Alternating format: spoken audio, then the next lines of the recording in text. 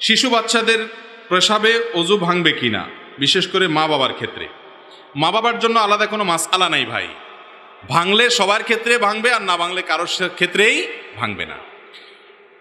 অজু ভাঙার সম্পর্ক হলো যেই ব্যক্তি অজু করেছেন তার শরীর থেকে নাপাক বাইর হওয়ার সাথে।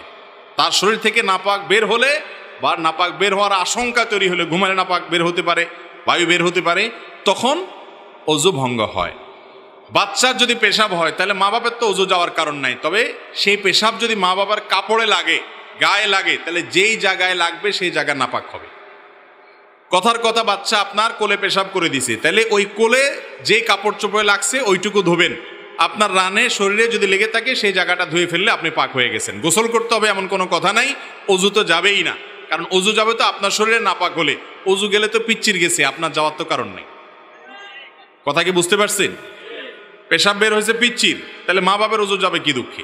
মা বাবার অজু যাবে না, তবে তাদের যে জায়গায় পেশাব লেগেছে ওটা নাপাক হবে। বাচ্চা যদি ছেলে হয় এবং দুগ্ধপোষ্য হয়, বাহিরের কোনো খাবারের উপর নির্ভরশীল না হয়, তাহলে তার পেশাব পাক করার জন্য দুইটা পদ্ধতি আছে। একটা হলো নর্মাল পদ্ধতি, পানি ধুয়ে ভালো করে চিবায় কাপড় চোপড় ধুইলেন, আর ফ্লোরে লাগলে তো আর চিবানো যাবে না, পানি ঢেলে দিবেন এবং মুছে ফেলবেন। এটা হলো সাধারণ পদ্ধতি।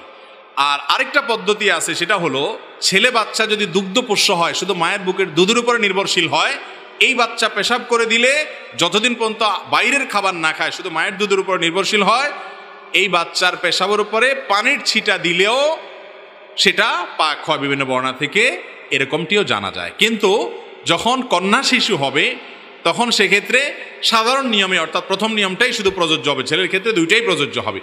কেন আপনি জিজ্ঞেস করবেন, এই কেনর উত্তর আল্লাহ এবং তার রাসূল সাল্লাল্লাহু আলাইহি সাল্লাম ভালো জানেন। কারণ কোরআন হাদিসে যদি কোনো কিছু বলা থাকে, তার একটা নয় শত কেন আছে তার পেছনে, কিন্তু সব কেনর উত্তর যদি আপনি জেনে যান, তাহলে আপনি তো নিজেই আল্লাহর সমস্ত রহস্য জেনে গেলেন। তাহলে আপনি সৃষ্টি আর স্রষ্টার পার্থক্য থাকলো। কথা কি বুঝাতে পারছি?